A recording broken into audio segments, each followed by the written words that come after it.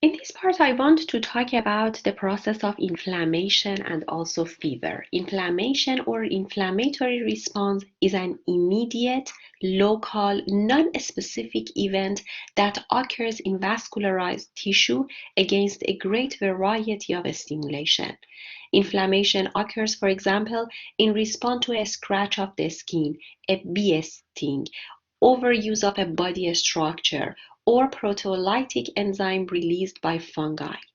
This physiologic process is the major effector response of the innate immune system, and it's successful in helping to eliminate most infectious agents and other unwanted substances from our body. We have different events of inflammation. Injured tissue, basophil, mast cell, infectious organism, all of them can release chemicals and they can initiate response. The chemicals are different. We have histamine, leukotrienes, prostaglandins, and many chemotactic factors. I want to talk about this inflammation on the picture, and you have all of this information which are typed here for you. But look at this picture. The first process which we have in the inflammation, the first step, as you see here, is the release of various chemicals. Damaged cells of the injured tissue, macrophages, dendritic cell, basophil, mast cell, and the infectious organism can release numerous chemicals which promote the inflammation. The chemicals are histamine, leukotrienes, prostaglandins, interferons, tumor necrotic factors, and chemotactic factors. After release of these chemicals, we have the second step. The second step is the vascular change. Released chemicals cause a variety of response in local blood vessels, including vasodilation of the arteriole, increase in capillary permeability, and the stimulation of the capillary endothelium to provide the molecule for leukocyte adhesion. This molecule is called cell adhesion molecule or CAMS. I hope you remember the chemotaxis and diapedesis and emigration from the first chapter. Do you remember I told you that on the surface of the endothelial cell, inside the blood vessels, we have some molecules. These molecules are integrins, if you remember from chapter 18. They are cell adhesion molecule.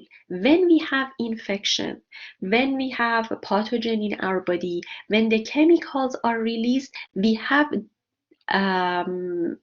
the process of presenting these molecules on the surface of the endothelial cells.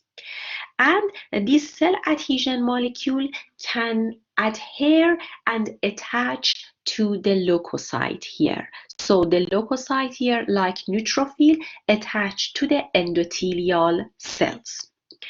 The third step involves hiring of leukocyte and immune system. Leukocytes make their way from the blood to the infected tissue through the following process. First, we have margination. Margination is the process by which the cell adhesion molecules on leukocyte adhere to cell adhesion molecules on the endothelial cells of the capillary in injured tissue. The result is similar to cellular Velcro. Neutrophils are generally the first to arrive and are short-lived, followed later by longer-lived macrophages. So first the neutrophil, and after that the macrophages come and attach to the endothelial cells, and we call this process margination. Then these neutrophil roll over the endothelial cells until it reach the gap between endothelium, and diapedesis happen. Diapedesis is the process by which cell exit the blood by squeezing out between vessel wall cells, usually in the post-capillary venules, happen and then migrate to the site of infection. And after that, we have chemotaxis. Chemotaxis is migration of cell along a chemical gradient. The chemical release from the damaged cell, dead cell, or invading pathogens diffuse outward and form a chemical gradient, and they can attract the immune cell like magnet. These cells also participate in the inflammatory response through the release of specific cytokines, such as granulocyte, macrophage, colony stimulating factors that stimulate leukopoiesis in the red bone marrow. So when we have these chemotaxis, then we have release of some chemicals which can stimulate our bone marrow to do leukopoiesis and making more white blood cells to come and help the other white blood cells in our body to remove the pathogens. Macrophages may also release pyrogens, and the pyrogens like interleukin, which can make fever, and that part become warmer. And after that, we have delivery of plasma protein. And you can see it as the fourth step. Selective plasma protein are brought into the injured or infected site, including immunoglobulins, complement, clotting protein, and kinins. Clotting protein here help formation of a clot that wall off microbes and prevent the microbes to spread in different parts of the body and the blood. However, some bacteria species can solve these clots. Kinins are produced from kinogens, which are inactive plasma protein produced by the liver and locally by different types of cells. Kinins like bradykinin are activated by tissue injury and have similar effects like histamine. They can make and increase the capillary permeability. They can do production of cell adhesion molecules by the capillary endothelium, and also the kinins can stimulate the sensory pain receptor, and they can stimulate the pain which is associated by the inflammation. So all of these processes are the inflammation, and during the inflammation you see that we have increasing the temperature, we have swallowing due to increase in the permeability, we have redness because our blood vessel go to vasodilation, and inside you can see that we have chemotaxis, and the white blood cells go to the bacteria and start fighting with bacteria. The effect of inflammation. One of the most important consequences produced by the inflammation response is the net movement of additional fluid from the blood to the infected organs, and then it can go to the lymph. Increased fluid, immune cells, and protein leave the capillary and then enter the interstitial fluid. This fluid is called exudate. Exudate delivers immune cells and substances needed to eliminate the injuries and the unwanted particles, and it can promote healing.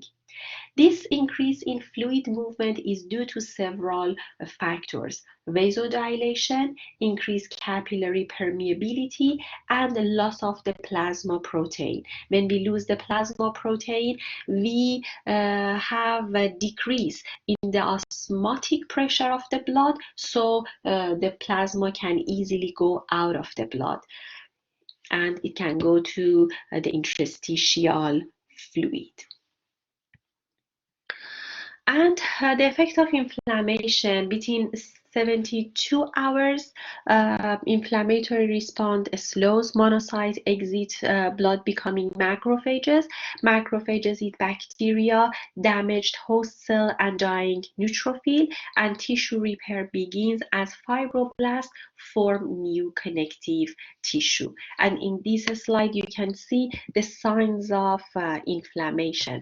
We have redness, we have heat due to increased blood flow and increased the metabolism metabolic activity.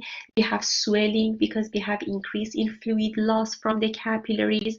We have pain due to kinins, prostaglandins, and microbial substances, and due to the compression of the fluid on the nerve, and we have loss of function from the pain and swelling of in severe cases. And the duration of acute inflammation is about 8 to 10 days, but chronic inflammation lasts longer.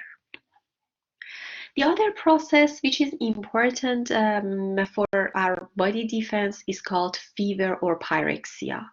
The fever is defined as an abnormal elevation of body temperature of at least 1 centigrade degree or 1.8 Fahrenheit degree from the typically accepted core body temperature. The core body temperature is 37 centigrade degree or 98.6 Fahrenheit degree. It results from release of fever-inducing molecules, which we call them pyrons, that are released from infectious agents like bacteria and immune cells in response to infection, trauma, drug reaction, and brain tumors. A fever is a physiologic process of innate immune system and may accompany the inflammatory process. The events of the fever. Pyrogens are released from various types of cells and circulate in the body. They target the hypothalamus and cause release of prostaglandin E2. This is a local hormone. It raises the temperature set point of the hypothalamus from normal 37 centigrade degree. The following stages of fever occur in response. After that, during the onset of the fever, the hypothalamus stimulated blood vessels in the dermis of the skin to go to vasodilation first. And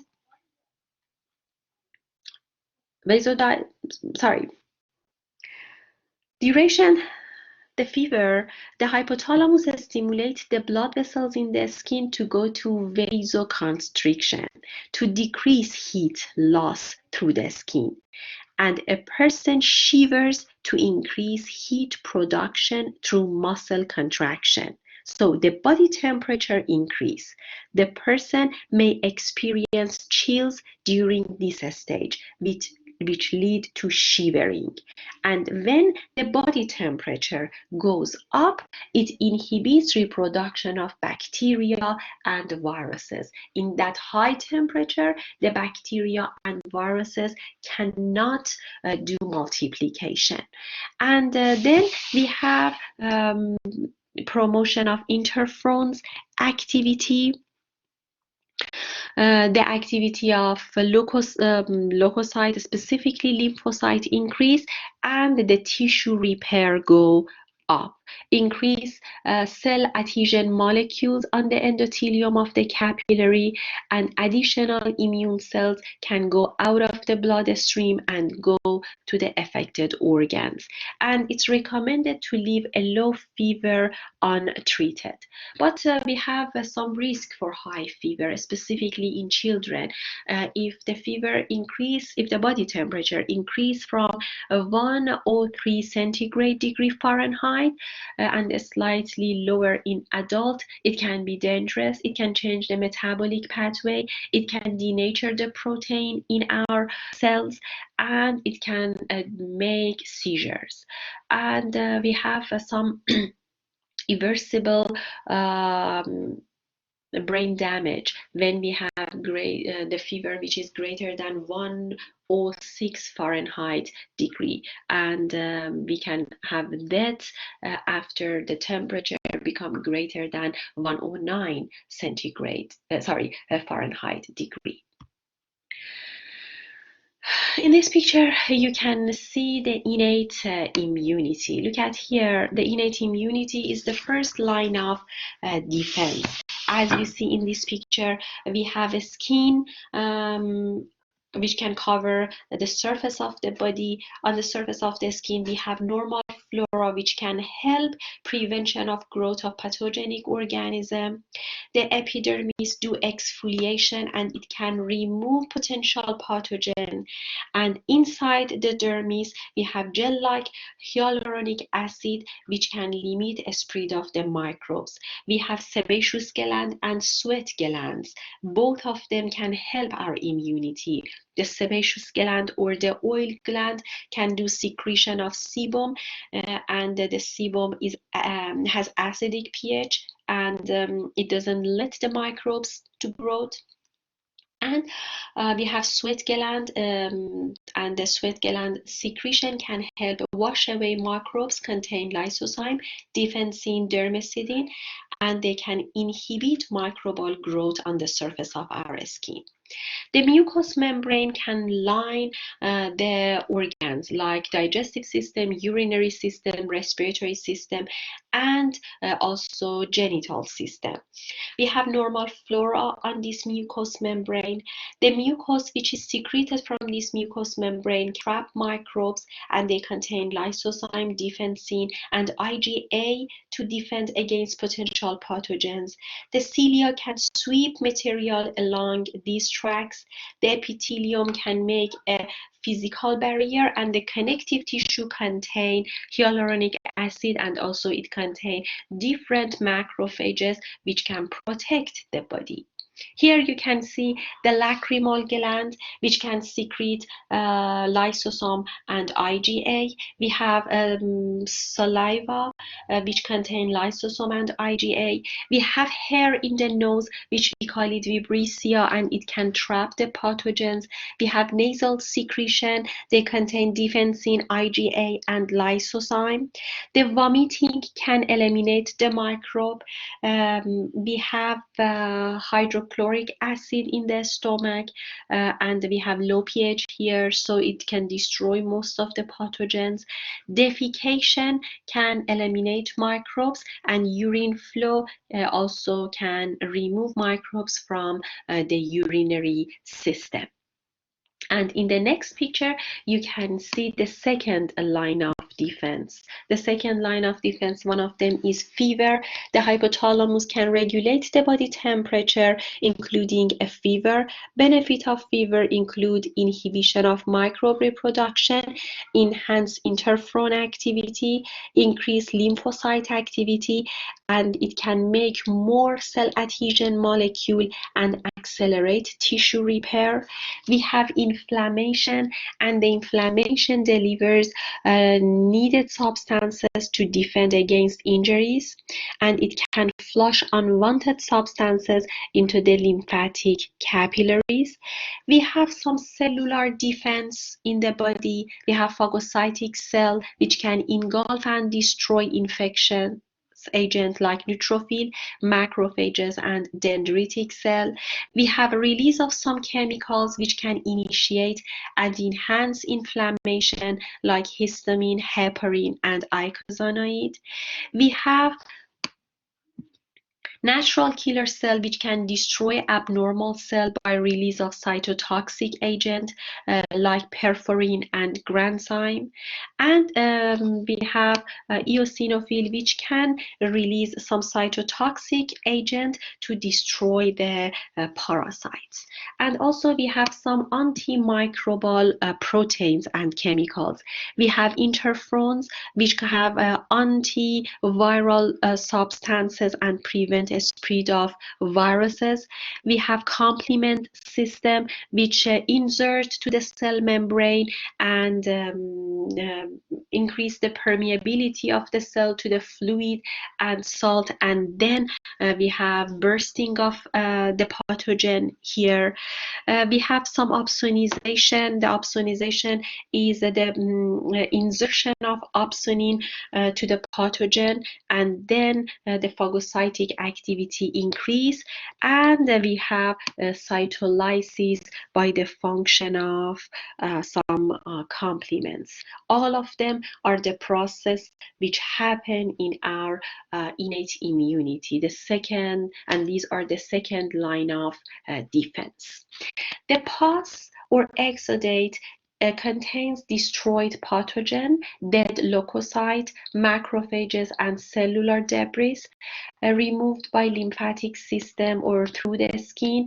If not completely cleared, it can make abscess.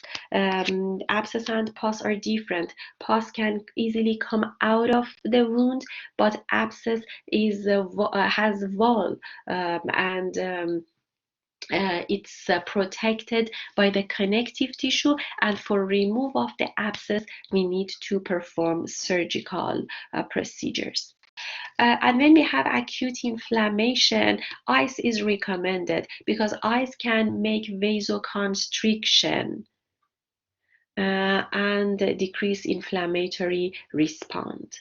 And that part become less painful because first when we remove the swelling and when we remove the extra fluid from that part, the pressure on the nerves decrease and that part become numb due to applying ice.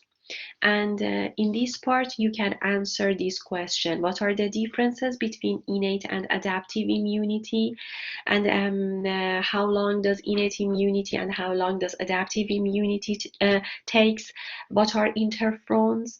How does complement function in innate immunity? And what are the cardinal signs of inflammation? And what does a pyrogen do at the time of fever? In the next video, I will talk about the adaptive immunity for you.